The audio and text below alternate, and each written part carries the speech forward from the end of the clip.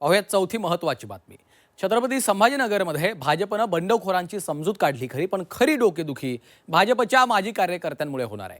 निवडणुकीच्या तोंडावर जवळपास 29 भाजपच्या कार्यकर्त्यांनी पक्ष सोडून इतर पक्षामधून उमेदवारी मिळवली। त्यामुळे निवडणुकीत भाजपच्या आजी माजी कार्यकर्त्यांमध्ये लढाई पाहायला मिळणार आहे।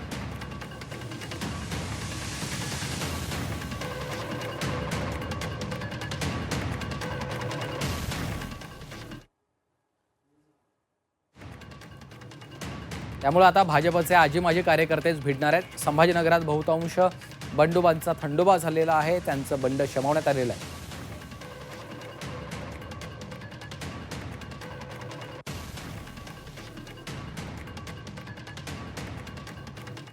भाजप सोडून 18 जणांनी शिवसेनेची उमेदवारी मिळवली।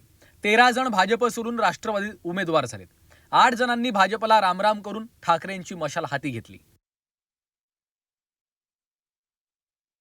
पक्षात वेगळे गेले तेही फक्त तो एकटा नेता गेलेला आहे, त्याच्या मागं संघटना आमची त्याच ठिकाणी आहे। बूथ रचना असेल, आमचे शक्ती केंद्र प्रमुख असतील, आमचे पदाधिकारी असतील, हे सर्व आमच्याबरोबर आहेत। म्हणून त्या आव्हानांना आम्ही जुमानणार नाहीत आणि भारतीय जनता पार्टी जनता जनार्दनच्या आशीर्वादानं नक्कीच चांगले यश मिळेल ह्याची आम्हाला खात्री आहे।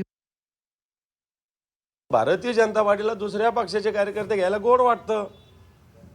आता स्वतःचे गेल्यावर कसं वाटतं, गोड वाटतं, असंच म्हणावं लागेल भारतीय जनता पार्टीला।